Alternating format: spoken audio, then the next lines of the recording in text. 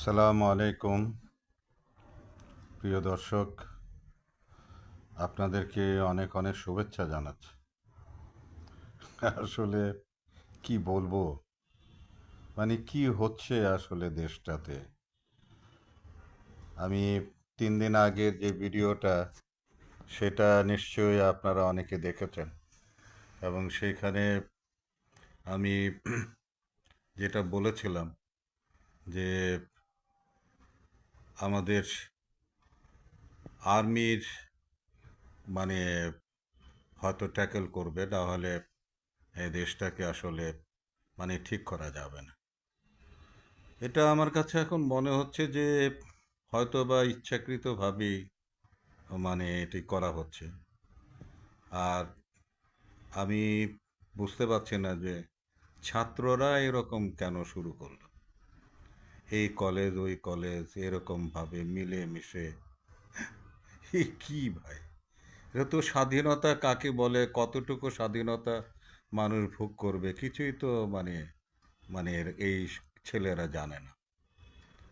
এবং যেভাবে আনন্দ উল্লাস করছে এক একটা কলেজ ভেঙে ভেঙে, এক একটা কলেজে যেভাবে তারা এটি ক্ষতিগ্রস্ত করছে, তো আমি তো আসলে বুঝতেই পারছি না এই সমস্ত কি হচ্ছে কি আসলে। পাশাপাশি আজকে তো আরো অনেকগুলো ঘটনা, কিন্তু প্রতিদিনই কিন্তু এরকম ঘটনা ঘটছে।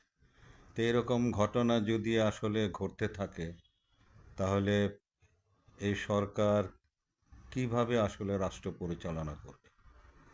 তবে আমার যেটা মনে হচ্ছে আর কি, সেটি হলো গিয়ে যে আমাদের যে স্বরাষ্ট্র উপদেষ্টা যিনি আছেন, ওনাকে দিয়ে আসলে এরকম মানে পোতাইনা মানুষকে দিয়ে আসলে এই স্বরাষ্ট্র মন্ত্রণালয় আসলে চালানোটা ঠিক হচ্ছে না।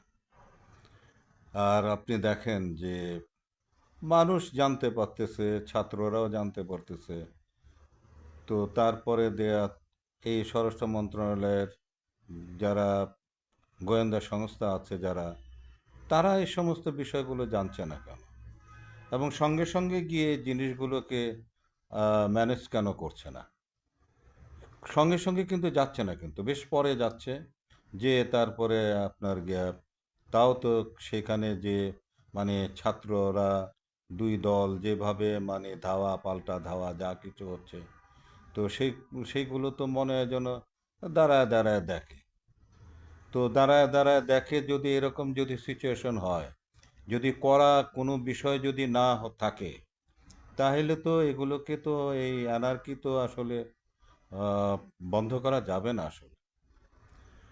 আজকে তো আবার ওই যে ইসকনের একজনকে মানে ধরলো, সেটা নিয়েও দেখেন কি অবস্থা শাহবাগের, কি কি ঘটনাগুলো ঘটতেছে আর কি। তো সকলে মিলেই তো এখন দেখি যে আমরা যে বলছিলাম যে এই সরকারটাকে ফেল করানো যাবে না, এই সরকারকে আমাদের রাখতে হবে, এই সরকার ফেল মানে কি আমাদের স্বপ্ন সব ধূলিসাৎ হয়ে যাবে।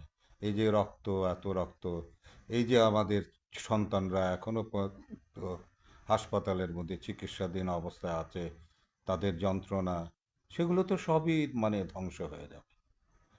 তো এই মানে কেন এইগুলো কেন কি কারণে হচ্ছে? এই যে একটা কলেজ আরেকটা কলেজে গিয়ে রীতিমতো আপনার জ্ঞান কবি নজরুল থেকে কত দূরে গেছে আরেকটা, যাত্রাবাজি পার হয়ে সেইখানে এক কলেজে সেখানে গেছে মারামারি। তো এই যে এই ছাত্ররা এবং এদের যে উল্লাস আমি দেখলাম আর কি, ভাঙচুর কইরা যে মজা পাচ্ছে, যেটা এটা তো একটা খেলা মনে করতেছে এরা। তো এদেরকে যদি কড়া শাসন, আমি আমি তো যেটা মনে করি আর কি, যে একটা শাসনের কিন্তু বিষয় আছে। করা যদি না হয় কিন্তু আমাদের, আপনারা দেখবেন যে আমাদের সন্তানরাও কিন্তু, বাচ্চারাও কিন্তু যখন বাসায় দুষ্টুমি করে, প্রথম কিন্তু আমরা মুখ দিয়ে বলি যে "এই, এটা করে না, এটা করে না", কিন্তু একটা পর্যায়ে কিন্তু তারে থাপ্পড় দিতে হয় কিন্তু, না হলে ও থামে না কিন্তু।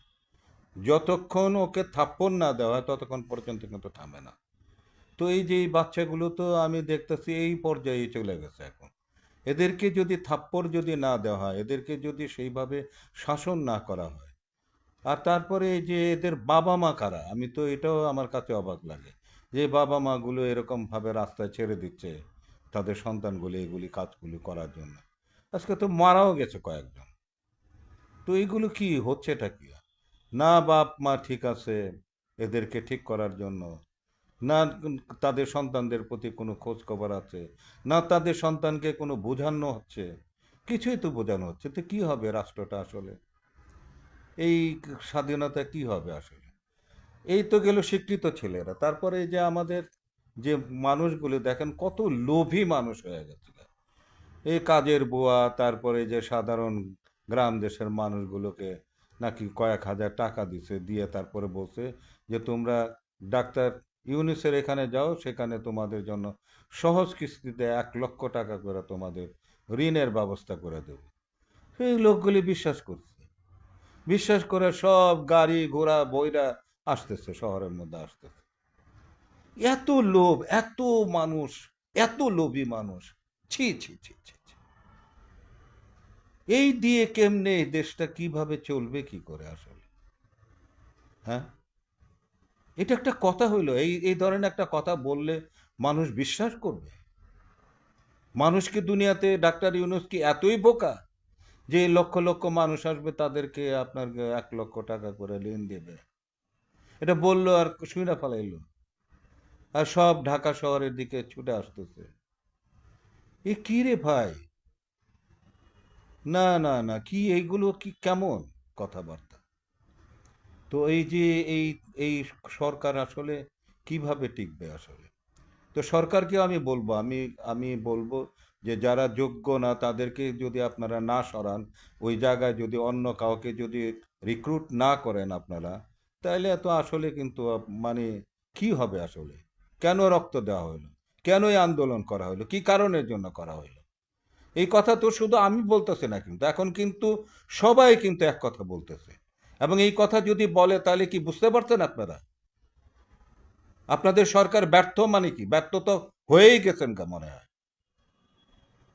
তো এইগুলো যদি আপনারা যদি মানে একটা কড়া মানে স্বরাষ্ট্রমন্ত্রী আপনারা যদি না দেন, এবং আপনারা যদি একটু কঠোর না হন, আমি তো বলবো যে একমাত্র সালেহ সাহেব ছাড়া আর তো বাকিগুলো তো সব তো পোতাই না মার্কা।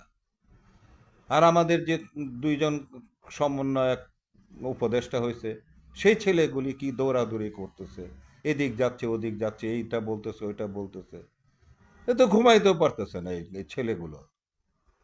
হ্যাঁ, এই ছেলেগুলোর উপরে ভার, সমস্ত ভার দিয়ে, এই সমন্বয়কদের উপরে সমস্ত ভার দিয়ে কি সুন্দর আপনারা তো মানে আপনাদের তো কোনো কথাবার্তাই তো শুনি না। আপনারা যে উপদেষ্টা আপনাদের তো কোনো কথাই শুনি না। এত কিছু ঘটতেছে, কোনো একটা বিবৃতি পর্যন্ত আপনারা আপনারা দিচ্ছেন না। এ কেমন রে ভাই? যাই হোক, মানে আবার আগামীকালকে কি দেখবো জানি না। প্রিয় দেশবাসী, আমি কিন্তু আসলেই কিন্তু আমার দেশ নিয়ে, আপনাদের নিয়ে কিন্তু আমি কিন্তু খুবই চিন্তিত কিন্তু। আপনারা জানেন যে আমার নিজের জন্য আমি কিন্তু কিছু বলি না কিন্তু। জীবনে দেশ ছেড়ে গেলাম না কোথাও। 32টা বছর ধরে আপনাদের সঙ্গে একটা সংগ্রাম করতেছি, সেই জায়গাটাও কিছু করতে পারতেছি না।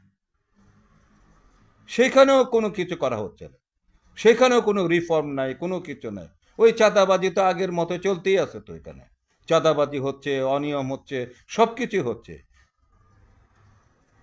এই ব্যাটারি চালিত রিক্সাওয়ালারা দেখেন আপনারা কি করতেছে না করতেছে, কি সব বলতেছে, মানে মানে সবাই মনে হইতেছে যে এই দেশটাকে এখন খাবলায়া খুবলায়া ছিঁড়া মিরা খায়া ফেলাই। কারো কোনো রকমের কোনো কোনো দরদ আমি দেশের প্রতি আমি দেখতেছি না। দেশটা চলবে কিভাবে আমি তো এটাই বুঝতে পারতাম। ওই যে দুয়োরানি সুয়োরানির কথা বলতো, হাও মাও খাও যেখানে পাও, ধরা ধরা খাও। তো এরকম তো সুয়োরানি দুয়োরানির দেশ হয়ে গেল। সব রাক্ষস কক্ষস মানে ঢুইকা গেছে। যাই হোক ভাই, তারপরও দোয়া করি আল্লাহর কাছে, আল্লাহ আমাদেরকে বুঝ দেন, আল্লাহ আমাদেরকে। এবং আপনাদের আবারও আপনার এই সরকারের উপদেষ্টাদের আমি বলবো, এইভাবে মেউ মেউ করে কিন্তু আপনারা রাষ্ট্র চালাইলে পরে এই অবস্থা, এই পরিস্থিতি হবে। কিন্তু আপনাদের মিউ মিউ থেকে আপনারা বেরিয়ে আসেন, এবং যারা মিউ মিউ করে, যারা মিউ মিউ ছাড়া কিছু করতে পারে না, তাদেরকে বাদ দেন। আপনারা বাদ দিয়ে ওইরকম মানুষ আছে, সেই মানুষগুলোর নিয়ে আসেন, যারা রাষ্ট্র পরিচালনা করতে পারবে, যারা সাহস দেখাতে পারবে। এবং যে এইরকম একটা বন্দোবস্তই মনে হচ্ছে যে আর্মির কাছে মানে তুলে দেওয়ার একটা বিষয়। আল্লাহ হাফিজ, আপনারা ভালো থাকেন, আল্লাহ আমাদেরকে সহায় করুন।